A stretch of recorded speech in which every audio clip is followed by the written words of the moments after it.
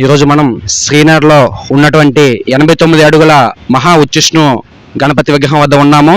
అయితే ప్రతి ఏటా కూడా స్పెషల్ అట్రాక్షన్తో ఉన్నటువంటి మహాగణపతిని నిర్వహించడం గాజువాకలో స్పెషల్.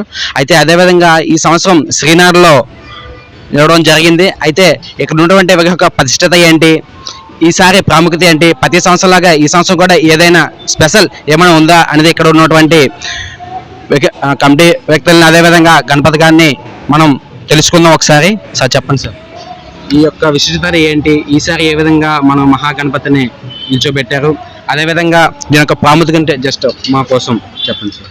ప్రతి సంవత్సరంలాగే ఈ సంవత్సరం కూడా మన గాజువాక ప్రాంతంలో భారీ గణనాథుని ఏర్పాటు చేయడం జరిగింది. అందులో భాగంగా ఈ సంవత్సరం ఉచ్చిష్ట గణపతి అవతారంలో స్వామివారు మనకి దర్శనమిస్తున్నారు. ఈ యొక్క ఉచ్చిష్ట గణపతి విశేషం ఏంటి అంటే అమ్మవారితో కూడి ఉంటారు, అమ్మవారు ఒళ్ళో కూర్చొని ఉంటారు. ఆ అమ్మవారి పేరు నగ్నావతి విఘ్నేశ్వరి. అమ్మవారు నీలిరంగు తామర పువ్వు చేతితో పట్టుకుని ఉంటారు. అలాగే స్వామివారికి 6 హస్తాలు ఉంటాయి.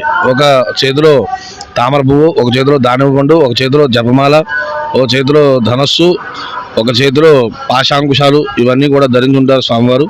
ఈ యొక్క ఉచ్చిష్ట గణపతిని పూజ చేయడం వల్ల చాలా విశేషమైన ఫలితాలు ఉంటాయి.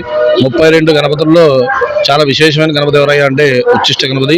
ఈ ఉచ్చిష్ట గణపతిని ఆరాధన చేయడం వల్ల విద్యార్థులకి జ్ఞాపక శక్తి బాగా పెరుగుతుంది. అలాగే రియల్ ఎస్టేట్ రంగంలో ఉన్నవారికి కానీ, రాజకీయ పరంగా కానీ, వ్యాపారస్తులకు కానీ ఇంకా ఉన్నత స్థానానికి పైకి వెళ్ళాలంటే ఈ యొక్క ఉచ్చిష్ట గణపతిని ఆరాధించినట్లయితే చాలా మంచి ఫలితాలు పొందుతారు. కాబట్టి ఈ సంవత్సరం ఈ యొక్క ఉచ్చిష్ట గణపతి అనేది ఏర్పాటు చేయడం జరిగింది.